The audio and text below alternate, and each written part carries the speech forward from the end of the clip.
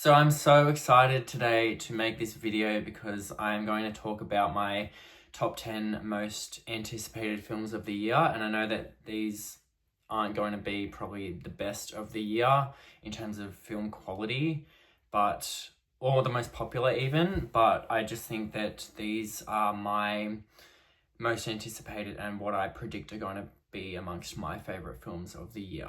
Now, I know we are already in March, so technically I should have made this back in January, but honestly, none of the films on this list have come out yet, so the timing actually works out fine.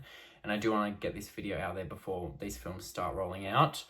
Now, this year, in my opinion, does look to be one of the best years for film that we've had so far in the 2020s. This is just my personal opinion, just with some of the sequels and reboots we got coming out and nostalgic throwbacks to some of the films in the early 2000s we've got coming out as well that I'm going to talk about. I just think it's going to be a really good year for film, to be honest. So let's get straight into it. So number 10 on my list, this one is going to be a controversial one given how far down on my list I have put it. However, there is a big difference in favorite films of the year and best films of the year in terms of quality, and this is just my personal list. So at number 10, I put The Odyssey, which comes out in July. I think it's July 17th. And this one by Christopher Nolan, and films of Nolan's caliber, I think, need to be seen on a big screen. Absolutely. All of his films, just watching them on Nolan's 70mm cameras, absolutely, I think that's the best way to see them. So I will try and get there as soon as I can when it comes out to see this one. I think what excites me most, and this probably won't be why a lot of people want to see this film, but I really want to see this for the sirens, because we don't get a lot of siren mythology in film nowadays.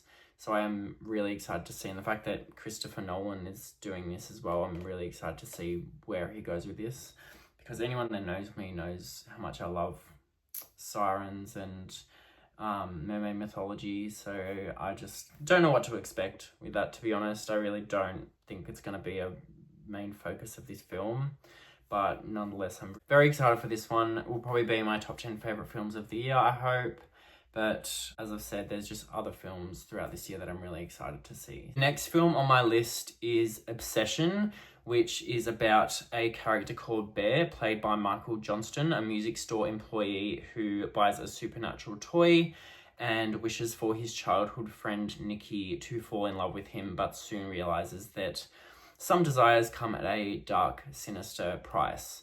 Now, I don't really know much about this film. I did check out both the trailers, the teaser and the trailer as well, and didn't really give much away, which I do appreciate. And as someone who does watch trailers, I don't really know what to expect. I am hoping with this one that we do get 2026's version of The Substance. By now, everyone in the horror community has seen that film, surely. And I just think I need another experience like I had at The Substance in the cinema. And looking at the plot to this, I think that it probably will deliver. I've seen good reviews for it as well, as it premiered earlier last year, I believe. And yeah, I'm curious to see this one. I really enjoy a plot that goes into like a descent into madness film, and we'll see where this one goes. Number 8 is Whale Fall. This one is about a scuba diver who, in search of his deceased father's remains, gets swallowed by an 80-foot, 60-ton sperm whale and has only 1 hour to escape before his oxygen runs out. Straight away, I can tell this is probably going to be the sort of film that I go see with my mother. I think that she will dig this film. I think that I will dig this film. I think it'll be one of those very claustrophobic thrillers, kind of like I think Buried, like that Frozen film that came out in 2010, the one location films, thrillers, you know what I'm talking about. Fall as well in 2022, that's another one. So I feel like this one will probably be in the same tradition of those films, and I'm really excited to see this one actually, especially on a big screen. And it reminds me of the time actually when I entered a competition back when I was a child, in one of my local video store, and they would always give out the magazines on the front counters, and they had competitions in them. And I remember once I entered a competition back in 2006 when the movie Poseidon came out, and the question in the competition was, if you could have anything with you in a capsized ship, what would it be and why? And I remember I wrote down a whale so that it could swallow me whole and then break through the glass of the ship and then take me to the top of the ocean or the surface of the ocean and then spit me out its blowhole, and then I'll be safe. And I won the DVD of Poseidon back in 2006, so yeah, 20 years ago. And it just reminded me of that. And I love ocean thrillers, big fan of those, deep sea films. And we don't really get many thrillers or horrors with whales as well. So I'm really excited to see that. Hopefully the whale in this gives Monstro vibes from Pinocchio, because that villain is absolutely terrifying from Disney's Pinocchio. So hopefully it's like that. I haven't actually read the book as well for this one, but I have put it on hold at the library. So hopefully they both deliver, the book and the movie, but I don't really know what to expect. All I know is that I just really want a thriller, a really good thriller with a big whale and a guy getting stuck and some really fun scenes involving this guy in a whale's mouth. We'll see. This one also was directed by Brian Duffield, who directed No One Will Save You from 2023, which is so good. One of my top films of that year. So I highly recommend checking that one out as well. So next on my list, we have Werewolf, which is by Robert Eggers. Now, we have witches, mermaids, we have vampires, and now we have werewolves. I don't know, I haven't seen The Northman. I don't really know what his main mythical creature from that film is, or if there even is one.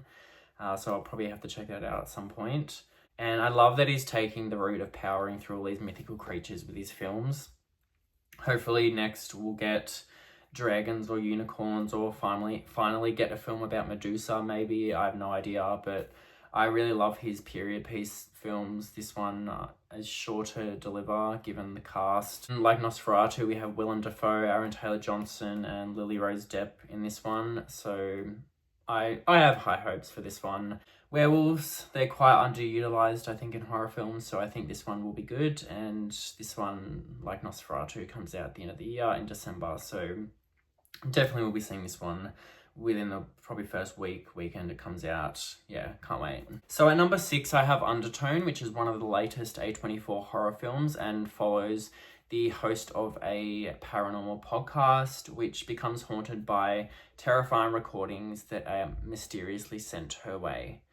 The premise is giving Monolith vibes from what I've seen, which is the film that came out, I think, 2023, starring Lily Sullivan from Evil Dead Rise, and that was about a podcast where the lead finds recordings of aliens. The film trailer, that's just what this reminded me of. And there's also a really creepy scene in Smile that this film reminded me of as well, where I can't remember the character's name from the first film. She's listening to a recording and there's this really good jump scare that's utilized in a really effective way, and I'm really hoping we get that with Undertone. I've heard reviews about this one. I know very early reviews tend to always be pretty good with a lot of films that end up being quite disappointing, Longlegs being an example of that. And I have hopes for this one. In Australia, I don't know yet if it's gonna come to cinemas yet, as I haven't seen it announced in any cinemas. I think it's like March, somewhere between 13th to 15th, I believe it's supposed to come out in Australia, but it hasn't been announced yet at any of the local cinemas here. So I'm curious to check this one out. I do hope we get to see this one at a cinema, because it does look very creepy and it seems like the kind of horror film that should be seen on a big screen. So yeah, who knows? Hopefully this one will make my top 10 films of the year as well. At number 5, I have put down Devil Wears Prada 2, which is going to be a lot of nostalgia for millennials who saw this film when it first came out. I surprisingly only checked this film out for the first time, I think it was early last year, and I actually really enjoyed it. And I can't wait to see this one. I love that the original cast are back. I'm keen to see where they're taking this one. I just love that there's been this revival of early 2000s films come out lately. We've had Freakier Friday. We've had, we're getting Legally Blonde 3 with Reese Witherspoon. We've got Scary Movie 6 coming out this year as well, which I'm excited for. White Chicks 2. So there's a bit of a revival going with 2000s films, and Devil Wears Prada 2 is no exception to that. I didn't mind Freaky Friday last year when we saw it, but it just, it's one of those sequels that doesn't have anything on the first film, and I think it's purely for the nostalgia factor for a lot of people. It was fine. It was fine. But yeah, I have a feeling Devil Wears Prada 2 might be the same, because the first one is such a classic to a lot of people, and I just think, yeah, it'll be hard to top that one. And I love how with the trailers with this one as well, we've seen that Miranda seems to have forgotten who Emily is, which I think is just super accurate. From 20 years ago, there's absolutely no way she's going to remember some temp she hired for like 10 months. Especially when she probably had like hundreds of other girls come in and out in the past 20 years. I do think it's quite accurate in that sense, and I really like that they've taken that route with this film. So yeah, can't wait to see where Devil Wears Prada 2 goes. So next up, I've put down Clayface, which is a DC body horror film, which we have not got any body horror films yet from DC. And I've never been that into superhero films. I do generally tend to gravitate more towards DC over Marvel, especially because they are quite darker and more graphic than Marvel. We have Watchmen, Joker, Batman. We've got the 2 Aquaman films, which I'm not going to lie, I actually enjoyed. And I just remember watching the first Aquaman when I was stoned with a couple of friends. I didn't intend on watching it ever, but we just chugged it on and I had such a great time watching it. So I am definitely going to check Clayface out, and I do love the backstories of the villains in any film, really, whether that's Disney, whether that's the Joker, whether it's horror films. I just always enjoy seeing backstories of villains and their motives behind what they do. And this film focuses on a guy who injects himself with a substance to stay relevant and ends up being able to turn himself into clay. So actually, maybe I'm wrong. Maybe Obsession isn't going to be 2026's The Substance. It'll be Clayface, clearly. But yeah, again, cautiously optimistic going into this one. Again, I'm not into superhero films. I know this is technically the villain from the Batman universe, but yeah, I don't know. I love body horror, and like I said, I like some of the DC films. So I do think this one should be a fun time, and this one as well is slated for release later this year. And if they don't fuck it up, I hope it makes my top 10 films of the year. And I really, really hope we get some gnarly body horror in this, because a guy that can turn himself into clay, don't know where they can take that, but I think it sounds fun. Now at number 3, I have Resident Evil. I have never in my life played a Resident Evil game. I've never even watched the original movies with Milla Jovovich. And this is directed by Zach Cregger, and Zach Cregger has stated that he wants to take a direction with this film that makes the audience feel like they're going through something dark. They know there's something on the other side that's awful in the darkness, but they just have to go through. And that to me is something that I instantly am like, Zach Cregger, that simple feeling that Zach Cregger wants to emulate with the audience is just going to get me straight to the cinema. And like I said, I've never played the games, never seen the movies, but Weapons Barbarian, I am naturally very, very excited for this one. Cregger has also confirmed that this movie will follow a single main character on a dangerous journey from point A to point B. And I did read that this wouldn't be nothing like Barbarian or Weapons, and even though I haven't played the games, he did mention that it won't feature any characters in the games, so a lot of people might be disappointed with that. And given Zach's 2 films being such hits amongst horror fans, yeah, I think a lot of people will have high hopes for this one, and I do hope that it ends up being a worthy addition to his filmography. So not a lot is really known about this one yet, but I'm very excited. I hope it'll be amongst my top favourite films of the year, but we'll have to see, and I will definitely be checking this one out in the cinema for sure. At number 2, I have Hokum, which comes out in May of this year.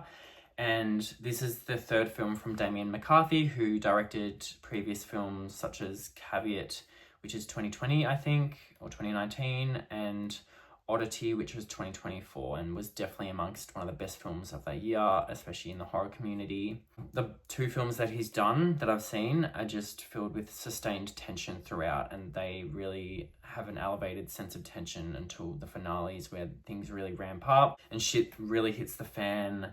I also realized after watching Oddity that these films are actually set in the same universe, because I actually watched Caveat after I watched Oddity. I saw Oddity I think 2 or 3 times, and then I watched Caveat for the first time. And when I watched Oddity again, I was watching it and I was like, wait, these films are set in the same universe, which I didn't actually realize. And I was like, maybe he'll do that with Hokum as well. Maybe he'll put some Easter eggs in here that will make, you know, all these films come together as like one universe. And I just love that, and I'm really excited for this one. I don't really want to say what gives it away that these films are set in the same universe. I think it's just something that people should find out for themselves because they are Easter eggs. But both those films, Oddity and Caveat, definitely worth checking out.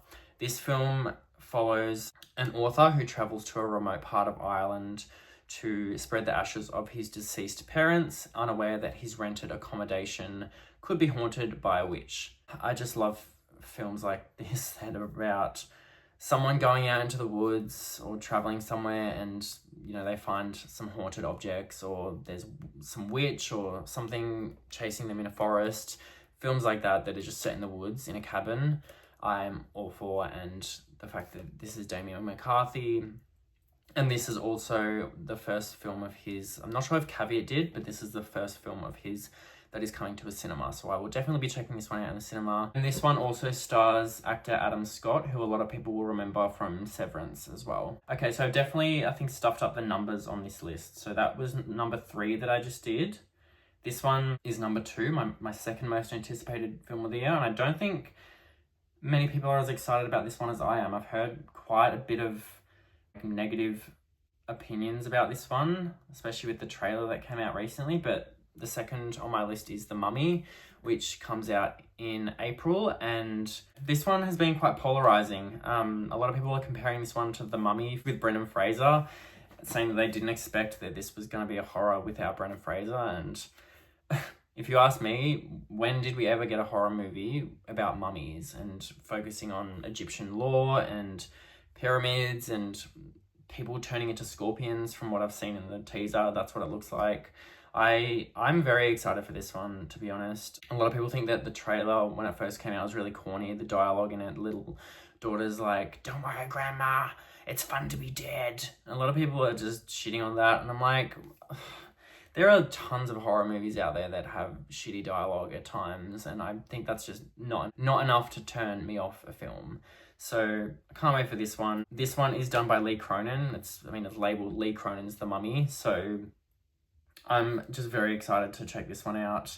I think where the direction Lee Cronin's wanting to take with that title, I imagine, is how John Carpenter did that with The Thing, or I think Stanley Kubrick took that direction with The Shining. It was like Stanley Kubrick's The Shining. I think back then that's what these films were kind of going for, with the directors' names in the title. So I imagine that Lee Cronin's wanting to take it back to those films of the 80s, 70s, 90s, and kind of do a bit of a throwback with the name in the title. So Evil Dead Rise, Lee Cronin directed that one from 2023, and that movie was so fast-paced, was so gory. I really like the characters in that one, and I'm very optimistic about this one. Cautiously, I don't want to get my hopes up too much because it's Blumhouse, so Blumhouse is very, very hit or miss, and James Wan is attached to this one as well. I love James Wan. Some of his films are amongst my favorites, which I've said in previous videos. So there's things about this film I'm excited for, things that I'm going in, you know, with a grain of salt. I'm like, I just don't know where this could go, to be honest. But I have seen both trailers, and there's just some clips throughout that just make me so excited, and it gives me a feeling that this will be a very gory, fun time at the cinema. And like I said, we haven't had many horror films previously that were about mummies, and I hope we get some fucked up body horror in this because it looks good in my opinion. So going in with an open mind with this one, if we get relentless visceral horror, then I'm all for it, and something unapologetically gruesome, because that's what Evil Dead Rise was. And I don't want over the top CGI. There was some bits in the trailer that kind of gave that there could be a bit of CGI in this. So yeah, very excited for The Mummy. So yes, number 1 is Evil Dead Burn. Don't really know where to go with this one. I'm gonna definitely do a review on this one and a lot of the films on this list. This one is directed by Sebastian Van Nisek. I really hope I got that right, but he directed Verminous, or Infested, which was a 2024 Shudder horror film about an apartment building overrun by spiders, and they used actual huntsman spiders in that film. I'm very excited to check Evil Dead Burn out. I have very high hopes for this one, and I do know that Sam Raimi actually watched Infested and really wanted Sebastian to direct this film, so I think this one will be very good. There was a very, very small snippet of this one that Sebastian posted, and he has also mentioned that he wants to test people's limits with this film and wants people to come away scarred, and I just think that it's going to be balls to the wall horror, because Evil Dead is either, you know, you got the comedic horror, and then you've got the other end of the spectrum, which is just balls to the wall horror, like the remake and Evil Dead Rise as well. But they also do have some campiness and throwbacks to the original films in there as well. So I don't know if this film is going to take the really dark route of the Evil Dead 2013 reboot, or have mostly horror elements like Evil Dead Rise, but then also throw in some of the campy moments as well. This one also has Lee Cronin and Sam Raimi co-producing this one too. We don't have a plot, but I do like how Evil Dead Rise from 2023 was very different from the 2013 and the previous films, in the sense of having it in a completely different location in an apartment building, because we hadn't obviously seen that yet in an Evil Dead film. And you know, it does get to a point where you're like, how many times can you set this film in a forest, in a cabin, you know? So no idea whether they're going to put this one. All I know is that I'm just super excited for it, and this one comes out in July as well. We also recently got the announcement of Evil Dead Wrath. Oh, so excited. All these new films are coming out, new Evil Dead films and new Predator films and Alien films, and it's a good time for horror fans, that's for sure. So those are just my most anticipated films of the year, what I think will be my favorites. And like I said, probably won't be the best of the year, but you know, we all have our different opinions in terms of what our favorites are and what end up being the best in terms of quality. So if you have watched this video, I do really thank you for it. I am still growing my YouTube channel. I'm very, very new to all this, so I do appreciate anyone who's watched my videos. And if you do have any favorites that were on this list, I'd love to know your thoughts on what you think will be the best, what you're most excited for, and I hope to have more of you soon. Thanks for watching.